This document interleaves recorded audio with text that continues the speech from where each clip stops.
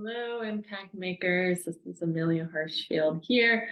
I help entrepreneurs who are making an impact become more resilient so they can make a bigger impact. And this looks like working on things like stress and anxiety management. And it's not only managing it, it's getting to the point that you're not reactive to those things anymore.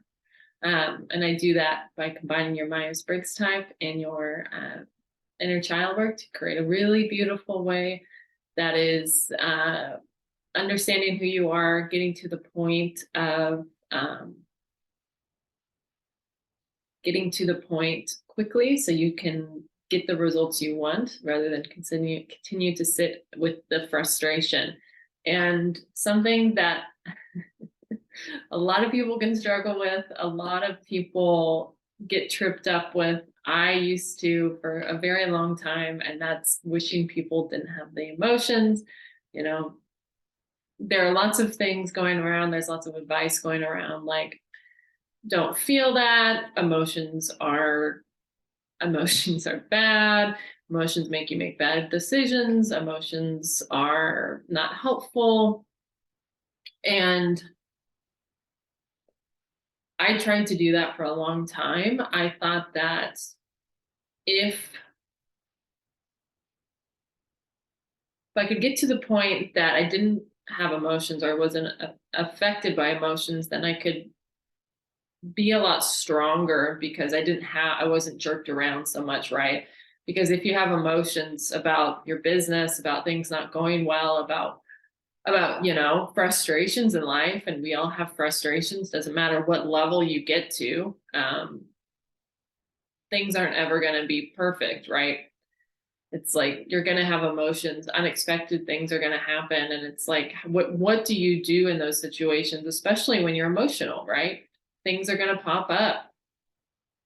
And so I just got to the point I was like, I'm just going to ignore my emotions and get to the point that I don't have to worry about them anymore. And what ended up is I repressed them so much. I was so bad with my emotions that I was totally out of control. I didn't know what to do with myself. I didn't know how to listen to myself. I didn't I was reacting poorly all the time to stress. So stress would come up and I would, blow up, and I was not my best self regularly because, I couldn't control what was going on with myself. And what shifted that was getting to the point that it's not that you don't have emotions. It's like, how do you not be affected by your emotions rather than just not having emotions, right? Because we're humans. We're always going to have emotions. We're always going to, as I said, have things come up. And it's like, if you can get to the point that you're unaffected by your emotions, so you can be lost, you can feel hurt, you can feel stressed, you can feel worried, and you can still be okay. You can still make good decisions. You can still go throughout your day, doing the best that you can. You can be really sad and still show up and, have a good time with your friends. So it's like, you're not in this world of like, this is all that my reality is this one emotion. You can have a world outside of that where you can have this emotion and you can have these other experiences as well. And you can kind of just flip flop in between. And for a long time, I was just wanting to operate in this world. And it wasn't until I realized, like, hey,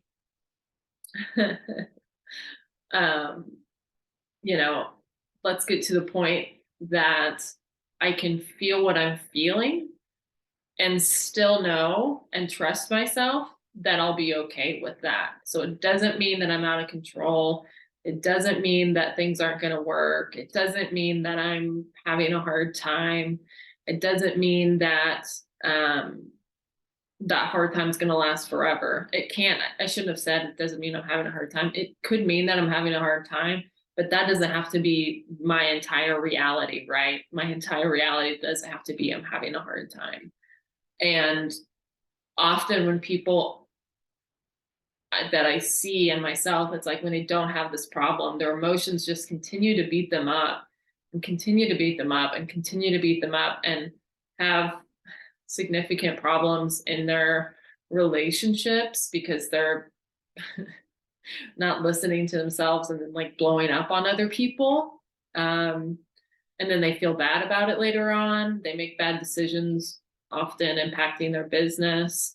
They're just not their best selves, and they continue to not be their best selves as long as they aren't becoming comfortable with their emotions, right? Because the beauty of becoming comfortable with your emotions is you can sit with the emotion and you're okay. So it's kind of like, it's like you're calm and you know that it's not all that there is. And that can take a while to understand, especially if you are in the state of like, my emotions are everything. It's kind of like a process out of it. And that can be like, not like understanding what to do with your emotions, right? How can I get comfortable? So it's like, what do you do with those certain emotions? Because what you do with anger and feeling lost and feeling overwhelmed and feeling joy and feeling happiness and feeling anger and feeling disappointment, like, and feeling rejected and feeling abandoned and feeling like all of those things usually have different things that they need. And as long as you are not embracing that and allowing you to sort through these emotions are impacting you in ways that are not, it's like they're coming out sideways because you're not impacting it, or you're not dealing with it head on. And like, you might not know what to do with those emotions, right? A lot of people did not learn and don't know as an adult how to deal with these different emotions, right? And then, like, I've worked with clients, like their kids are doing the same things that they are with their emotions. And it's like, as the more comfortable you are with your emotions, the more comfortable you are with other people's emotions. And that's one of my superpowers with mentoring. It's like my clients can kind of go wherever they are on the emotional spectrum, and I can follow them there because I've done so much work around like being comfortable with whatever their emotion is. If you want to talk about anger, let's get angry. But if you don't know what to do when that anger pops up, that can be really scary because you're like, I don't know what to do with myself. So it can prevent you from being there. So it's like knowing what to do with the anger, knowing what to do with emotions you have. And when you do this work, you become so much more calm. You become so much more powerful because you're just way less frantic. You trust yourself. You're calmer within. Your life becomes a lot better because you are able to sit with yourself in these emotions. And then actually your relationships get better as well because other people can be having a hard time and you're not struggling with it as well because you're like, I don't know what to do with this. And maybe you're just super positive on that. And then that's not helpful for them. And then they get frustrated and spin off. So it can solve so many problems, especially with business, being scared, being frustrated, and then taking it out on everyone else. That's not the kind of business that's going to change the world in like a super positive way of changing the world and also changing the people's lives in the business. So if you're fed up with that, if you're fed up with feeling like you shouldn't have emotions and are ready to like, I'm ready to figure this shit out so I can be a better entrepreneur, be a better business partner, be a better parent, be a better person to myself. I've got some great solutions to help you figure out how to do this. It's not the easiest route. So you have to be like, I'm fucking over this shit.